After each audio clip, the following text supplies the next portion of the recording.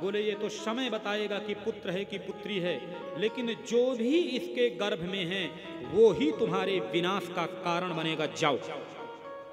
तुम क्या समझते हो कि बहुत ऊंचाई पर बैठ गए, कृष्ण के पुत्र हो द्वारिकाधीश के, तो तुम उद्दंडता करोगे?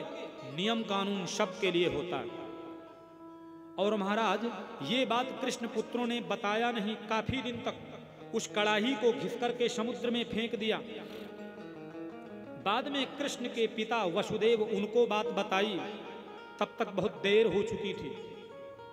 वह जो कड़ाही के कण थे ना लोखंड के, उसी से एक एरका नाम की घास बनी।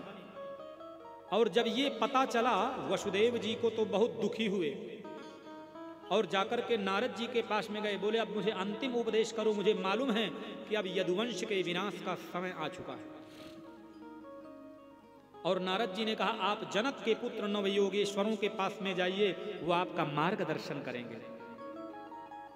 तो नवयोगेश्वर हैं, उन्होंने सुंदर उपदेश दिया वसुदेव जी को कि दुर्लभो मानुषो देहो देहिनां क्षणभंगुरः तत्रापि दुर्लभं मन्ये वैकुंठ प्रिय दर्शनम।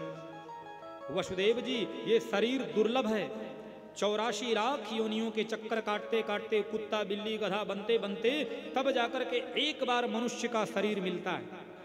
और इस मनुष्य के शरीर को पाकर के भी यदि हमने अपने मुक्ति के मार्ग को प्रशस्त ना किया तो हमसे बड़ा कोई नासमझ और भाग्यहीन नहीं हो सकता है।